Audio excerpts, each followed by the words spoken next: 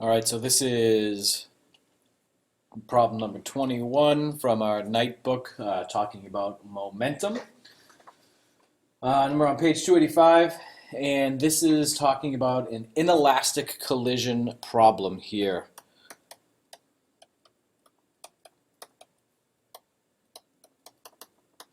And the problem reads as such.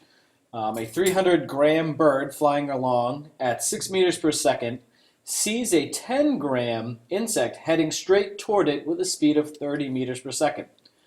The bird opens its mouth wide and enjoys a nice lunch. What is the bird's speed immediately after swallowing? All right, so we call this, again, an inelastic collision because the two objects are coming at each other, the bird and the bug, and they collide, meaning the bird swallows the bug, and now they are one object. So we call that an inelastic collision because they hit and they stuck together.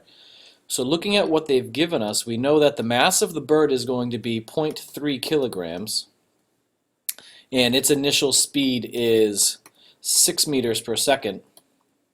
Then we have the mass of the bug as 0.01 kilograms, and it has an initial speed of negative 30 meters per second, and we're going to call that negative because it's traveling to the left, or it's traveling direction opposite of the bird. So we need to keep our direction stuff intact because that does change the math a little bit. And we want to know what is the final speed of this entire thing together. So when they're flying, right, before they collide and one gets eaten, we have two objects in each, so each object has to have a momentum term. So we get this part of the equation, right? So again, before they collide, they need to both have their own momentum terms because they have their own momentum. After the bird and the bug collide, they're now one object, and because they're one object, there's only one momentum term that we look at. And the mass of the one object is the sum of the two of them together. So we get this mv term like that. So now it's just a matter of plugging in what we have and going from there. So we have mass 1, which is the mass of the bird, as 0.3, and it's traveling at 6. And then we have the mass of the bug as 0.01, and it's traveling at negative 30. And then we have 0.3 plus 0.01, and then times v sub f.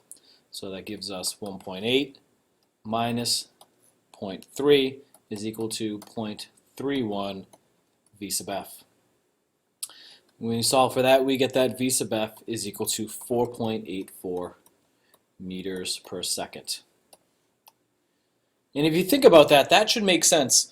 Because we have two objects colliding, and when they collide and they're traveling at different speeds at each other, the object, when it sticks together, should get slower, right? It should slow down. It shouldn't speed up. And that's where this negative 30 comes in, right? That's why it's important. If we didn't have that negative 30, the object may show that the object is speeding up or it's not slowing down enough. So make sure that you pay attention to your signs when it comes to the direction that our objects are traveling. So that's number 21 out of our momentum